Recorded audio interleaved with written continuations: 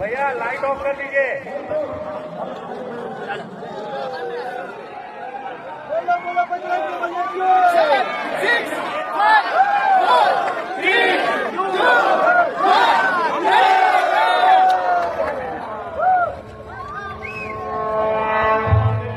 సర్వ మానవాళికి రక్షకుడు, మనకు కొండంత అండగా నిలిచేవాడు, మనసులో తలచిన వెంటనే గుండెల నిండా ధైర్యాన్ని నింపగలిగే మహాయోధుడు, అభయహస్తంతో ఎల్లవేళలా మనల్ని కాపాడే ఆ పవనపుత్రుడి ఇప్పుడు మనసారా స్తుతించుకుంటూ శ్రీ పంచముఖ ఆంజనేయ స్వామిగా అవతారమెత్తిన కథ దృశ్య రూపంలో తిలకిద్దాం రండి.